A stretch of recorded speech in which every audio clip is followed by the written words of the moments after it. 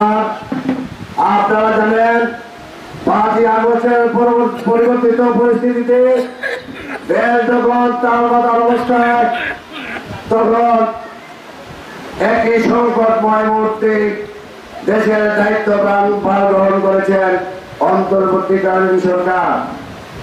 সেই অন্তর্বর্তীকালীন সরকার একটি গণতান্ত্রিক উপায়ে নির্বাচনের মাধ্যমে নির্বাচন দেওয়ার জন্য আগামী ফেব্রুয়ারির মধ্যে দিনক্ষণ ঠিক করেছেন।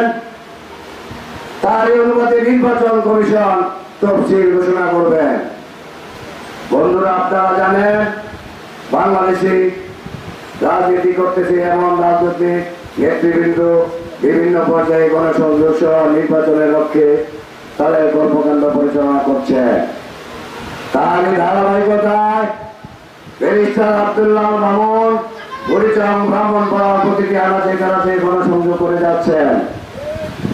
আমরা বাংলাদেশ জাতীয়তাবাদী দলের অনুসারে ব্যারিস্টার আব্দুল্লাহ মামুন বিএনপিকে প্রিজাইড করে, বিএনপিকে অবলম্বন করে, বিএনপিকে ধারণ করে আমরা তার অনুসারী হিসাবে তাকে রেখে আমরা বিভিন্ন পাড়ায় মহল্লায় বিভিন্নভাবে আমরা সাধারণ মানুষের কাছে গণসংযোগ করে জানান দিচ্ছি আমাদের আগামী রাষ্ট্রনায়ক দেশনায়ক তাদের জনপ্রমাণের 31 দফা কর্মসূচি বাস্তবায়নের যে কর্মসূচি আছে তা আমরা সাধারণ মানুষের কাছে পৌঁছে দিচ্ছি। বন্ধুরা আমার, তাই আগামী দিনে বিএনপি ঐক্যবদ্ধ থেকে যিনি প্রার্থী হবেন তিনি আগামী দিনে এখানে ধানের শেষ নিয়ে নির্বাচন করবেন। এই কথা আমরা কোনো জনসভা করতে আসি নাই, আমরা সাধারণ মানুষের কাছে জানান দিতে এসেছি।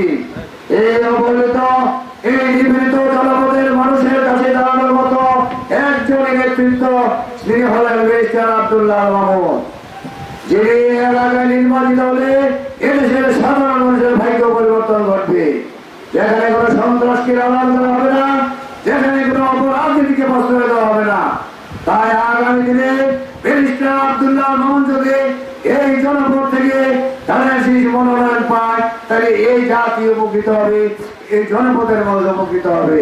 তাই একটি মহল এই সম্মিলিত হয়ে বিভিন্ন অপপ্রচার চালাচ্ছে যে ব্যারিস্টার মামুন এতদিন কোথায় ছিলেন।